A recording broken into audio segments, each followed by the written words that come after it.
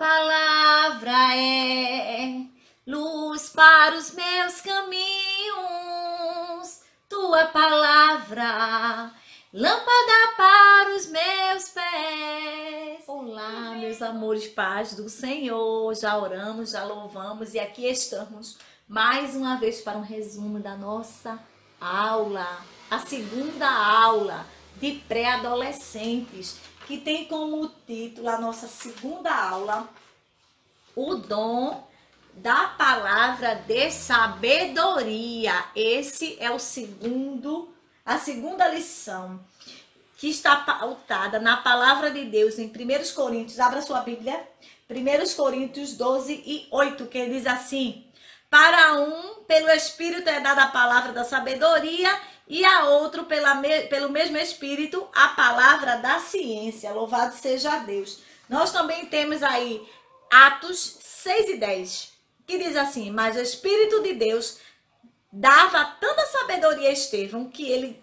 ganhava todas as discussões, glória a Jesus, em defesa do Evangelho. Era assim que ele fazia, com respaldo na palavra de Deus, com sabedoria.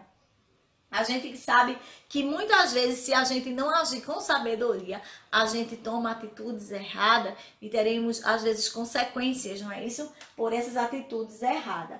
O primeiro tópico da nossa lição diz assim: compreendendo o que Deus quer. A Bíblia revela que para ser sábio é preciso primeiro temer a Deus. Pois a Bíblia diz que o temor do Senhor é o princípio da sabedoria. Então, temor, respeito, né? A praticar a palavra, compreender que Deus quer ajustar o nosso querer ao dele. E é uma das características desse dom, né? O dom manifesto na vida do cristão. No mundo hoje, onde todo mundo quer fazer a sua vontade, né? E não se preocupa qual será a vontade de Deus para mim. Será que isso aqui está bom para mim? A gente aprende com Jesus que não seja feita o que eu quero, mas o que tu queres lá na cruz. Todavia, não se faça a minha vontade, mas a tua. É um ato de sabedoria. Sabedoria no contexto cristão é agir de acordo com como Deus quer, de forma que se torne verdade em nossa vida a máxima de Paulo. Assim como não sou quem vive eu, mas Cristo vive em mim. Gálatas 2:20. Em outras palavras, sábio é fazer a vontade de Deus. Ser sábio é isso, é fazer a vontade de Deus. E como é que eu busco essa sabedoria? A Bíblia diz que se você precisa, peça, porque o Senhor tem a dar. Nós somos nas mãos do Senhor vasos de barro em que Ele molda, em que Ele trabalha, e Ele faz segundo a sua vontade, o seu querer. E nós devemos buscar do Senhor o conhecimento e pedir-lhe, orar a sabedoria. E quando nós vamos buscar esse conhecimento da parte do Senhor, o Senhor vai nos enchendo, porque Ele é a fonte da água da vida, que sacia a nossa sede. E aí ficamos cheios de quê? Da sabedoria de Deus, se buscarmos. Pois em Provérbios, capítulo 13, versículo 13, a parte A diz: bem-aventurado o homem que acha sabedoria. E ainda em Provérbios, no capítulo 13, versículo 15, diz: mais preciosa do que os rubins e tudo o que podes desejar, não se pode comparar a ela. A sabedoria é preciosa, preciosa. Nós devemos pedir ao Senhor para Ele nos encher de sabedoria. Então, dando continuidade, vamos ver o tópico 2, que diz assim: a aplicação do conhecimento de Deus. A gente tem que ter foco para esse conhecimento que vem de Deus. Buscando de Deus o conhecimento, a gente vai, buscando e adquirindo o conhecimento, buscando em Deus, porque Ele é quem dá a sabedoria. A gente vê um ato de sabedoria dado por Deus lá em 1 Reis, capítulo 13, versículo 16, que nos fala de Salomão, onde o rei Salomão, sucessor do seu pai Davi, não é? Ele foi coroado e foi um dos desafios que ele teve que enfrentar quando duas mulheres chegaram e todas as duas diziam ser mãe de uma criança. E a outra dizia: olhe, você matou sua criança, você dormiu sobre ela e a sufocou e ela está morta. A outra dizia: não, mas esse filho é meu. E Salomão, Deus deu a ele naquele momento um ato de sabedoria. E ele pegou e disse: então vamos resolver isso. Traga uma criança. E ia dividir a criança ao meio, quando a verdadeira mãe se revelou e disse: não, pare, dê a ela, né? Dê a ela a criança, não faça isso com a criança. E ali Deus deu sabedoria a ele, e ele viu que quem era a mãe é aquela que poupou a vida daquela criança. E Deus deu a ele um ato de sabedoria, porque ele pediu. E através desse pedido, ele conseguiu muito mais coisas da parte do Senhor. Diz assim, ainda um pouco na nossa lição, ainda um pouco mais à frente, o apóstolo Paulo também nos dá um exemplo.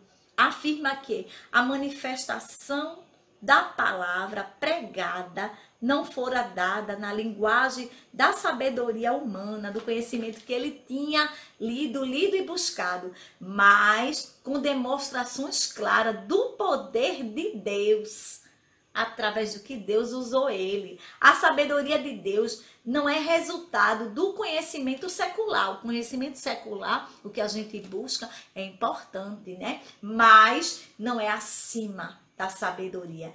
E sim, de Deus, a sabedoria como dom divino, aleluia, louvado seja Deus, está fundamentada no conhecimento próprio, Deus, aleluia. Por isso é que precisamos nos dedicar mais e mais ao Senhor. Oséias 6:3, está lá essa maravilhosa palavra, buscando o conhecimento de Deus. Porque não é resultado de estudo a sabedoria divina, é buscado de Deus a sabedoria. Vimos aqui a defesa do evangelho. Em relação à defesa do evangelho, o dom da sabedoria como discurso sábio é capaz de neutralizar um momento de conflito, ou mesmo silenciar aqueles que se opõem à palavra de Deus por intermédio da exposição das verdades reveladas pelo Espírito. Pois é, nesse mundo que a gente vive, nós temos que buscar cada dia mais essa palavra, essa sabedoria para sabermos argumentar mediante as afrontas que somos afrontados como cristãos a fazer o errado. E a gente pode dar um conselho. Olha, a palavra de Deus diz que nós não devemos maltratar nosso colega. Amai o teu próximo como a ti mesmo. E aí Deus vai usando você, né? E você vai, dentro da palavra. Estevão, um dos discípulos e diácono da igreja em Jerusalém, cheio do Espírito Santo, foi capaz de enfrentar seus perseguidores a ponto que eles não conseguissem vencer os seus argumentos, visto que ele era irrefutável. Está em Atos 6:10. Caro pré-adolescente, um recadinho para você, meu amor. O mundo é um lugar hostil. A mensagem do Evangelho e a considera loucura. 1 Coríntios 1:18. Mas Deus confundiu a sabedoria deste mundo, escondendo o seu tesouro nos potes de barro. Saiba que você, independente da sua idade, posição social ou função eclesiástica, pode ser um instrumento de Deus para a propagação do Evangelho nesta geração. Seja sábio, seja obediente, não é? O que as autoridades nos instruem, você vai fazendo, você vai cumprindo e Deus vai te dando sabedoria como lidar.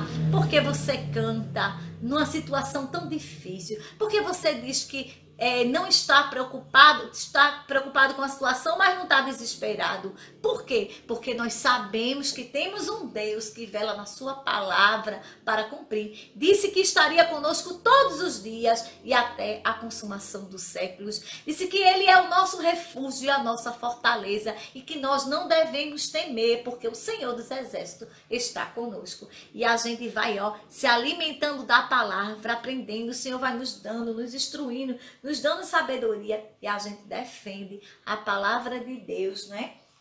Que é santa, maravilhosa e eficaz. Nós temos aqui um desafio rapidinho para vocês e vocês vão responder no meu particular, tá bom? Aqui é conhecer, é sobre conhecer. Eu quero ver se vocês conhecem as 3 professoras que estão aqui e os 3 pratos preferidos dela. Veja bem, aqui nós temos estrogonofe, aqui nós temos camarão e aqui nós temos batata frita. E as 3 professoras selecionadas é tia Mira, tia Isabelle e tia Michele. Você vai lá no grupo e vai me dizer, no individual na verdade, e vai me dizer de quem é quem. Quem acertar vai pontuando, tá certo? Esse é o segundo desafio, não é? E a gente vai selecionar todos os desafios e vai pontuando e vamos ver quem vai acertar. Tá bom? Que o Senhor Jesus aplique a sua palavra em nossos corações. Vamos orar, querendo Deus, logo mais estaremos juntos em nome de Jesus. Que o Senhor abençoe teu lar, tua família, te guarde e que possamos cada dia mais ser sábio e buscar de Deus o conhecimento, a sabedoria que vem dele. Que Deus abençoe teu lar, tua família, eu te amo e logo mais a gente está junto. Em nome de Jesus. Tchau.